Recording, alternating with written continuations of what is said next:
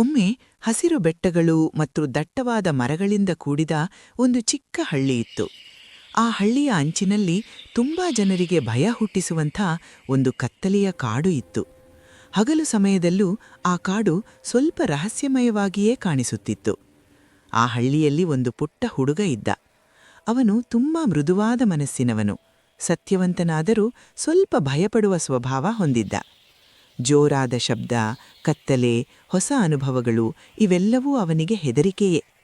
ಹಳ್ಳಿಯ ಹಿರಿಯರು ಹೇಳುತ್ತಿದ್ದ ಒಂದು ಕಥೆ ಅವನ ಮನಸ್ಸಿನಲ್ಲಿ ಯಾವಾಗಲೂ ತಿರುಗುತ್ತಿತ್ತು.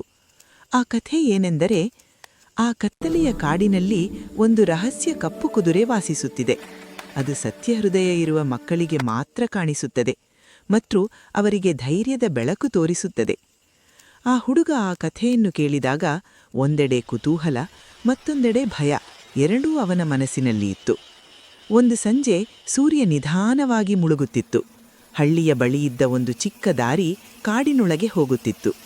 ಆ ದಾರಿಯ ಬಳಿ ನಿಂತು ಹುಡುಗ ದೂರದ ಕಾಡನ್ನು ನೋಡಿದ. ಅವನ ಹೃದಯ ಜೋರಾಗಿ ಬಡಿದವು. ಒಳಗೊಳಗೆ ಒಂದು ಚಿಕ್ಕ ಧ್ವನಿ ಹೇಳಿತು, ನಾನು ಭಯವನ್ನು ಎದುರಿಸಬೇಕು. ಆ ದಿನ ಹುಡುಗ ನಿಧಾನವಾಗಿ ಕಾಡಿನೊಳಗೆ ಹೆಜ್ಜೆ ಇಟ್ಟ. ಮರಗಳ ನಡುವೆ ಗಾಳಿ ಬೀಸಿದಾಗ ಎಲೆಗಳು ಸರಸರನೆ ಶಬ್ದ ಮಾಡುತ್ತಿದ್ದವು. ಅವನ ಕೈಗಳು ಸ್ವಲ್ಪ ನಡುಗಿದವು, ಆದರೂ ಅವನು ಮುಂದಕ್ಕೆ ಸಾಗುತ್ತಿದ್ದ. ಕಾಡಿನೊಳಗೆ ಆಳವಾಗಿ ಹೋಗುತ್ತಿದ್ದಂತೆ ಎಲ್ಲೆಡೆ ಕತ್ತಲೆ ಹೆಚ್ಚಾಯಿತು. ಆ ಕ್ಷಣದಲ್ಲಿ ಹುಡುಗನ ಮನಸ್ಸಿನಲ್ಲಿ ಭಯ ತುಂಬಿಕೊಂಡಿತು. ಆದರೆ ಅವನು ಸುಳ್ಳು ಧೈರ್ಯ ತೋರಿಸಲಿಲ್ಲ. ಅವನು ತನ್ನ ಮನಸ್ಸಿನಲ್ಲಿ ಸತ್ಯವಾಗಿ ಒಪ್ಪಿಕೊಂಡನು, ನನಗೆ ಭಯ ಇದೆ, ಆದರೆ ನಾನು ಓಡಿ ಹೋಗುವುದಿಲ್ಲ. ಅಷ್ಟರಲ್ಲಿ ದೂರದಲ್ಲಿ ಒಂದು ಮೃದುವಾದ ಬೆಳಕು ಕಾಣಿಸಿತು. ಆ ಬೆಳಕಿನ ನಡುವೆ ನಿಧಾನವಾಗಿ ಒಂದು ಸುಂದರವಾದ ಕಪ್ಪು ಕುದುರೆ ಕಾಣಿಸಿಕೊಂಡಿತು. ಅದರ ಕಣ್ಣುಗಳು ಶಾಂತವಾಗಿದ್ದವು. ಅದರ ನಡಿಗೆ ಭಯ ಹುಟ್ಟಿಸುವುದಿಲ್ಲ, ಭರವಸೆ ನೀಡುವಂತಿತ್ತು. ಕುದುರೆಯ ಸುತ್ತ ಒಂದು ಮೃದುವಾದ ಬೆಳಕು ಹರಡಿತ್ತು. ಆ ಬೆಳಕು ಹೊರಗಿನಿಂದಲ್ಲ, ಹುಡುಗನ ಹೃದಯದೊಳಗಿಂದಲೇ ಬರುತ್ತಿರುವಂತೆ ಅನಿಸಿತು.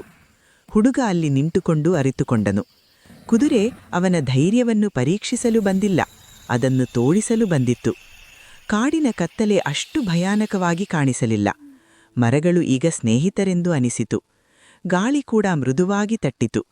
ಹುಡುಗ ತನ್ನೊಳಗಿನ ಭಯವನ್ನು ಒಪ್ಪಿಕೊಂಡ ಕ್ಷಣದಲ್ಲೇ ಅವನೊಳಗಿ ಒಂದು ಹೊಸ ಶಕ್ತಿ ಹುಟ್ಟಿತು. ಅದು ಕೋಪವಲ್ಲ, ಅದು ಜೋರಲ್ಲ, ಅದು ಧೈರ್ಯ. ಸ್ವಲ್ಪ ಸಮಯದ ನಂತರ ಕಪ್ಪು ಕುದುರೆ ನಿಧಾನವಾಗಿ ಕಾಡಿನೊಳಗೆ ಮರೆಯಾಯಿತು. ಆದರೆ ಅದರ ಬೆಳಕು ಹುಡುಗನ ಮನಸ್ಸಿನಲ್ಲಿ ಉಳಿಯಿತು. ಹುಡುಗ ಹಳ್ಳಿಗೆ ಹಿಂದಿರುಗಿದಾಗ ಅವನು ಅದೇ ಹುಡುಗನಾಗಿದ್ದರೂ ಅವನೊಳಗೆ ಏನೋ ಬದಲಾಗಿತ್ತು. ಇನ್ನು ಮುಂದೆ ಅವನು ಕತ್ತಲೆಗೆ ಹೆದರಲಿಲ್ಲ, ಹೊಸ ವಿಷಯಗಳನ್ನು ಕಲಿಯಲು ಹಿಂಜರಿಯಲಿಲ್ಲ.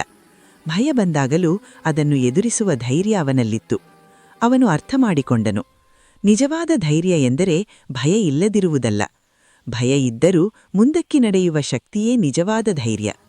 ಮಕ್ಕಳೇ, ನಮ್ಮೊಳಗೆಯೂ ಅಂಥ ಒಂದು ಕಪ್ಪು ಕುದುರೆ ಇದೆ. ಅದು ನಮ್ಮ ಸತ್ಯ ಮನಸ್ಸು ಮತ್ತು ಧೈರ್ಯ. ನಾವು ನಮ್ಮ ಭಯವನ್ನು ಒಪ್ಪಿಕೊಂಡು ನಮ್ಮ ಹೃದಯದ ಮಾತು ಕೇಳಿದರೆ ಆ ಬೆಳಕು ನಮಗೂ ದಾರಿ ತೋರಿಸುತ್ತದೆ. ಇದಕ್ಕೆ ಈ ಕಥೆಯ ನೀತಿ, ನಿಜವಾದ ಧೈರ್ಯ ಒಳಗೆ ಇರುತ್ತದೆ.